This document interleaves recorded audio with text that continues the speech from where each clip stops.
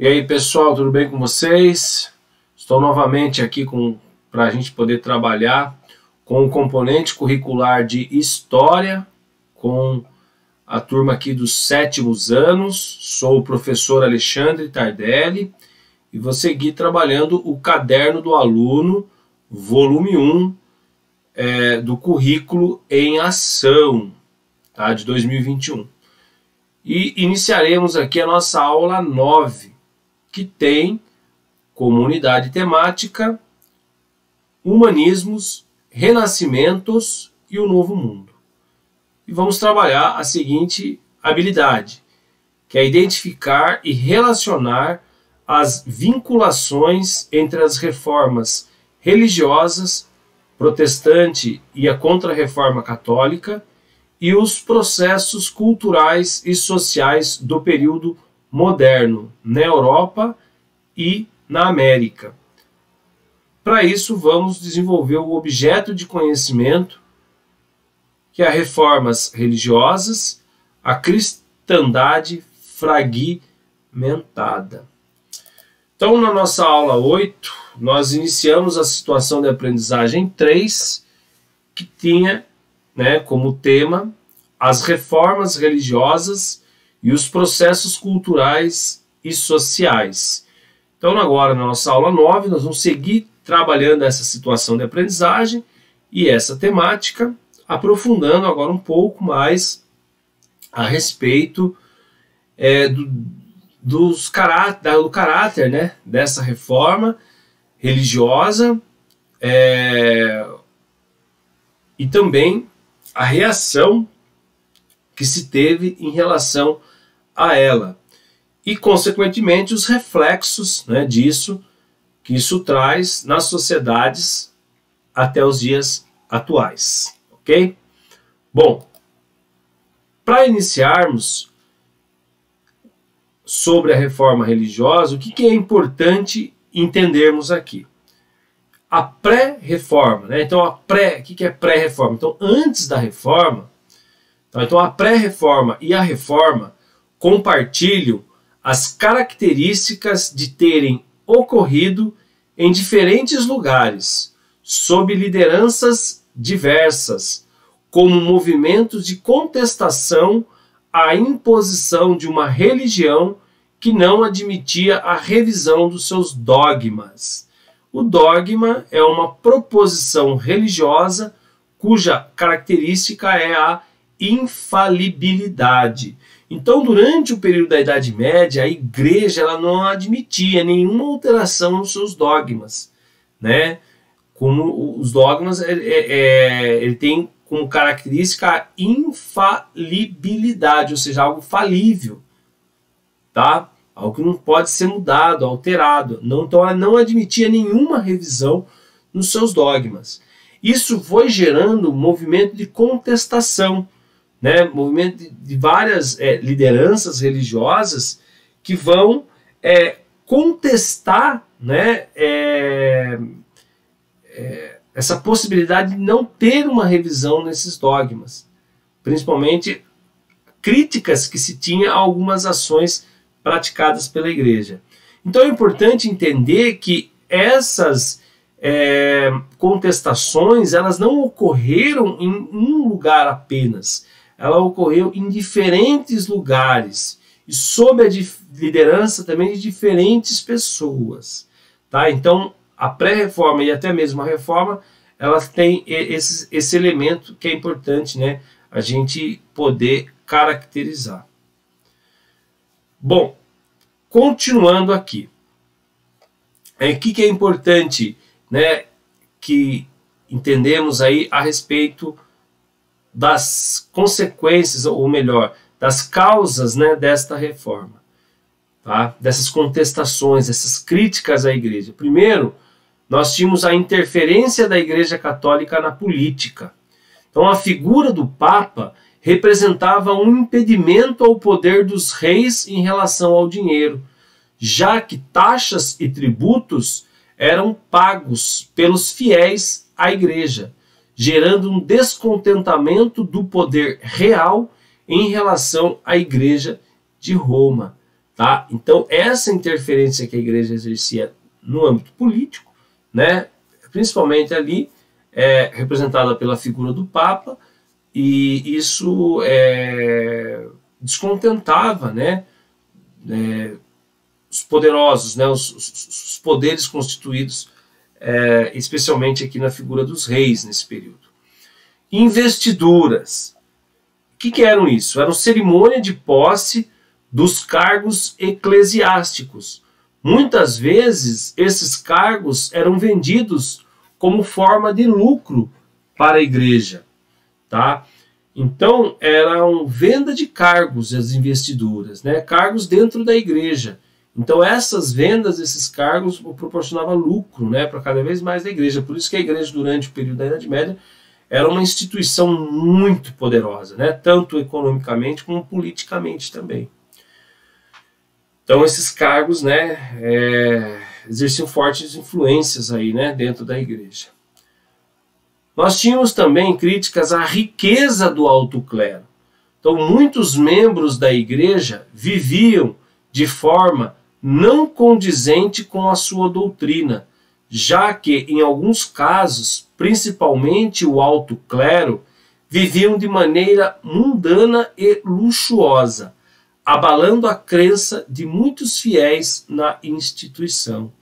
Então, essa riqueza, né, principalmente do alto clero, gerava bastante desconfiança, né, na forma como eles diziam, inclusive desconfianças de que eles estavam seguindo a própria doutrina de Cristo, né? Também outra crítica, né, muito forte, foi combatida, inclusive, né, foi inclusive muito difícil, muito duro, foi uma resposta até da igreja, e é importante que a gente entenda isso, que é o Tribunal do Santo Ofício, ou a famosa Inquisição. Ela era uma instituição eclesiástica que possuía um caráter judicial. Então, seu principal objeto era o de interrogar suspeitos de heresias. O termo Inquisição vem do termo inquirir, interrogar. Então, esse tribunal, né, ele era de interrogatório. Todas aquelas pessoas que questionassem qualquer dogma da igreja, eles eram acusados, né, de cometerem um crime, que na época era a heresia. Então o que é a heresia? É você contestar um dogma da igreja, tá? Então na época isso era considerado um crime. Então todos aqueles que eram suspeitos de estar cometendo esse crime, eles eram levados ao tribunal do Santo Ofício ou na Inquisição, ou nesse interrogatório, onde eles eram interrogados e julgados, né, por isso, tá? E muitos foram julgados e condenados, né, inclusive a pena de morte, tá? De diferentes formas. O principal deles aí era queimar, né, ser enforcados, algumas mulheres queimadas em praça pública, enfim. Outro elemento aqui é a venda de indulgências.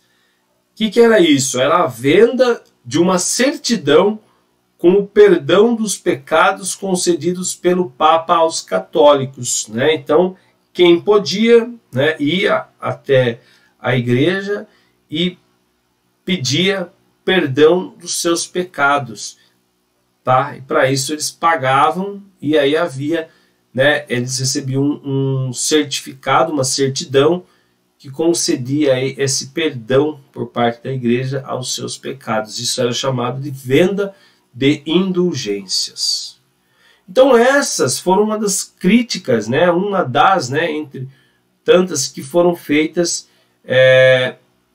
por integrantes da igreja até mesmo, né, em relação a esses dogmas que estavam colocados dentro da igreja até então e que não era admitido, né, serem feitas uma revisão, né, porventura, a esses dogmas.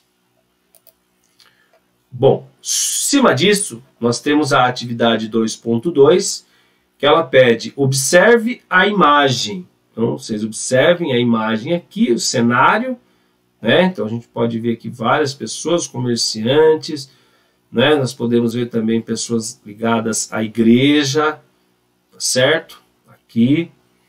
Então nós temos aqui, ó, a venda de indulgências.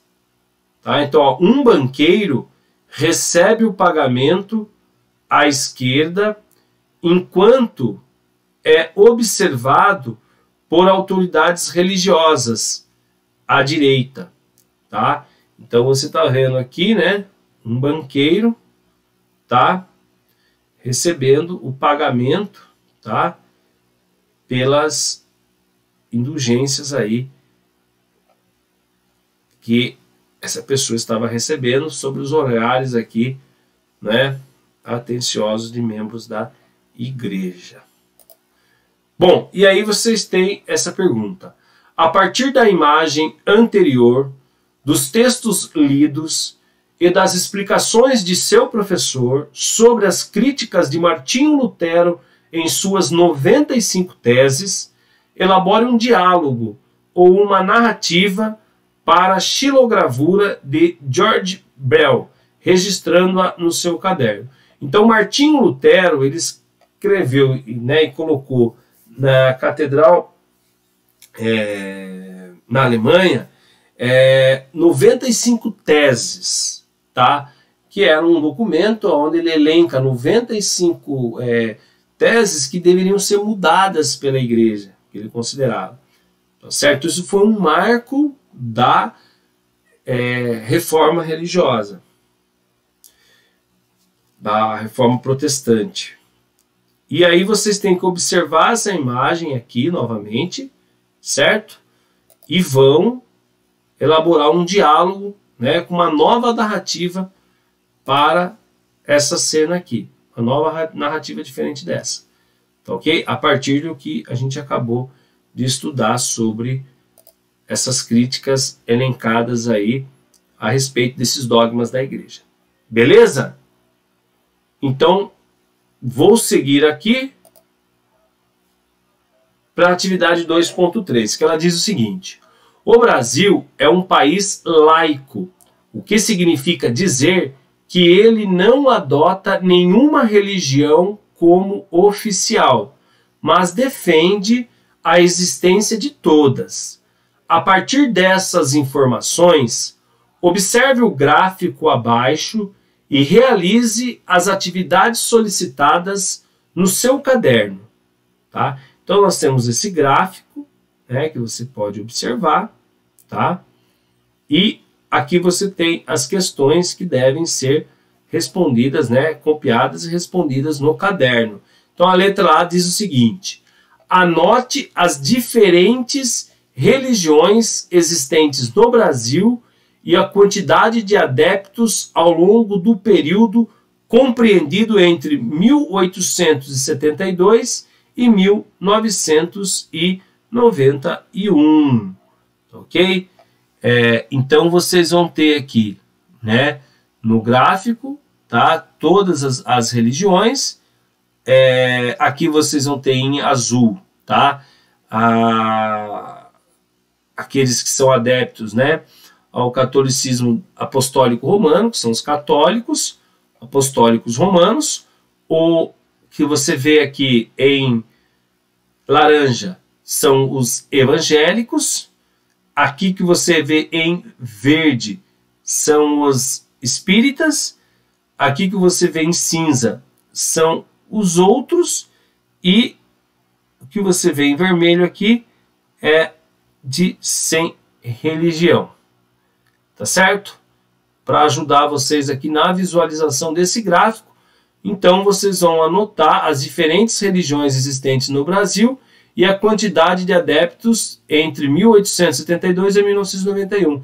Então aqui, ó, essa quantidade de adeptos de 1872 até 1991 aqui, certo? Então teve alteração, né? Então você vai anotar essas diferenças aqui ano a ano, em qual ano que teve uma alteração maior, né? Se esses foi aumentando os adeptos de outras religiões, né? E, enfim, aí você vai observando esses detalhes. Aí nós temos a letra B. Quais religiões podem estar contidas na categoria outras? Então vamos pensar outras, né? O que seriam essas outras religiões? Quais seriam essas outras religiões? tá ok? Se você não sabe, pode dar uma pesquisada. A partir da análise do gráfico, assinale V para verdadeiro ou F para falso, para as afirmações apresentadas abaixo. Lembre-se de justificar as afirmativas assinaladas no seu caderno. Então você tem aqui a número 1. Né, algumas questões aqui que já estão colocadas, né, que eu já até marquei aqui à frente, tá? Para que a gente só possa discutir. Então, entre 1872 e 1991, houve um aumento da quantidade de pessoas que professavam a religião católica, né? É falsa. Né? Então, é só a gente observar aqui que a gente vai ver que isso é falso. Não houve esse aumento, né, de religião católica. Letra 2 aqui.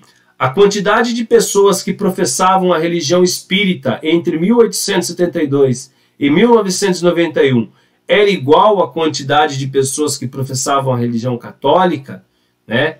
Também é falsa, né? Basta a gente observar aqui no gráfico. Aí é 3. A quantidade de pessoas que professavam a religião evangélica teve um aumento entre 1872 e 1991, então essa aqui é a verdadeira. Então essa atividade aqui que você vai fazer, você vai copiar a verdadeira, certo? E vai justificar aí, né, essa afirmação, certo? Baseado na análise do gráfico. Aí a 4. A quantidade de pessoas que se declararam sem religião ou não declararam uma religião aumentou entre 1872 e 1991. Então, observe isso. Isso é verdadeiro. Então, você vai observar no gráfico e vai justificar. Aí nós temos a letra D. Ao ser colonizado por Portugal, o Brasil teve em seus primeiros séculos o catolicismo como religião oficial. Entretanto, é preciso destacar que os povos nativos americanos possuíam crenças próprias e variadas, assim como os negros escravizados, trazidos do continente africano. Pesquise uma religião de origem indígena e outra de origem africana e registre as suas características, tá ok? Então, o Brasil, né, ele foi colonizado pelos portugueses que trouxeram para cá, né, o catolicismo. Só que aqui, né, nós tínhamos os povos nativos, os indígenas, que já tinham as suas crenças próprias, tá? Eram variadas, assim como também os africanos, né, que foram escravizados e trazidos para o Brasil. Então você deve pesquisar uma religião de origem indígena e uma de origem africana, que nós temos aqui no Brasil. Ok? Muito bem. Então, dando sequência aqui agora, nós vamos para a atividade 3, que é a análise de fontes. 3.1. Leia os textos abaixo, responda os questionamentos em seu caderno. Então, o texto 1 tem o seguinte título: Bruxas Paulistas. Pesquisa resgata a história de mulheres acusadas de feitiçaria. Documentos encontrados na Cúria Metropolitana revelam como agia o Santo Ofício no Brasil colonial no século XVIII. Tá? Então, documentos que foram encontrados aqui, né, mostram uma relação do Santo Ofício lá no período medieval da igreja, né, que de uma certa maneira foi introduzida aqui no Brasil durante o processo de colonização aqui no século XVIII. Então ele diz o seguinte, ó, nesse documento: o ano era 1754 e o local, a Justiça Eclesiástica, na cidade de Jundiaí, interior de São Paulo. As rés Teresa Leite e Escolástica Pinta da Silva, mãe e filha, estão no Tribunal do Santo Ofício acusadas de matar o primeiro marido de Escolástica, Manuel Garcia, utilizando feitiçarias. A Inquisição no Brasil, movimento da Igreja Católica criado para combater heresias e ameaças à doutrina cristã, teve início no período colonial, mas já vinha ocorrendo em países da Europa, como França, Itália e Portugal, desde o século XII. No Brasil, o movimento se consolidou por meio do Tribunal do Santo Ofício, que recebia visitas de inquisidores vindos de Portugal para investigar comportamentos e práticas diferentes dos estabelecidos pela Igreja Católica. Ok? Isso aqui no Brasil, hein? Tá bom? Aí nós temos o texto 2, que ele fala o seguinte: a Contra-Reforma. Entre 1545 e 1563 foi realizado o Concílio de Trento, uma resposta da Igreja Católica ao movimento da Reforma Protestante, reafirmando os dogmas e práticas da Igreja, além de estabelecer direcionamentos ao combate das heresias e do paganismo. Contudo, a venda de indulgências foi proibida e o perdão, indulgência, passou a ser gratuito. Nesse contexto, foi restabelecido o Tribunal do Santo Ofício, com a função de investigar heresias, sendo exemplos da ação deste tribunal o julgamento dos cientistas Nicolau Copérnico e Galileu Galilei. A Companhia de Jesus ganhou a missão de levar a fé católica àqueles que não a conheciam, tendo realizado ações de educação catequista na Europa, na Ásia e na América. A cidade de São Paulo teve origem a partir de uma missão jesuítica estabelecida no local hoje conhecida como Pátio do Colégio. Além disso, o Tribunal do Santo Ofício também investigou denúncias no Brasil colonial, havendo registro de várias pessoas que foram levadas do Brasil para serem julgadas em Portugal. Então, nós temos 3 perguntas a partir desses dois textos aí. Primeiro é o seguinte: a partir da leitura dos textos desta atividade, podemos afirmar que o Brasil colonial era laico? Por quê? Então, o que é a ideia de Estado laico? Um Estado sem religião, certo? Um Estado que hoje, o Estado brasileiro ele é laico, ou seja, não tem nenhuma religião específica, ele aceita todas as religiões, ok? Então, a partir da leitura desses textos aí, podemos afirmar que lá no Brasil colônia, ele era laico? Por quê? Certo? Aí vamos para a letra B. O texto 1 relata o caso de mulheres julgadas por um tribunal religioso. Atualmente, no Brasil, a capacidade de julgar alguém é do poder judiciário. Pesquise sobre as funções desse poder. Então, qual é a função do poder judiciário? Tá legal? Então, pesquisando aí para poder responder. E aí, a letra C. Comparando as informações apresentadas nos 2 textos, é possível afirmar que as ações da Contra-Reforma se mantiveram ao longo do tempo? Justifique. Então, comparando os 2 textos, é possível afirmar que as ações da Contra-Reforma se manteve ao longo do tempo? Justifique. Lembra, o que foi a Contra-Reforma? Foi a reação da igreja, para combater as críticas e até foi um movimento onde a própria igreja ela acabou revendo alguns dos seus dogmas. Tá legal? Bom, pessoal, então a nossa aula está encerrando por aqui. Espero que vocês tenham gostado e aguardo vocês na nossa próxima aula. Tá legal? Então fiquem bem aí e usem máscara. Até mais!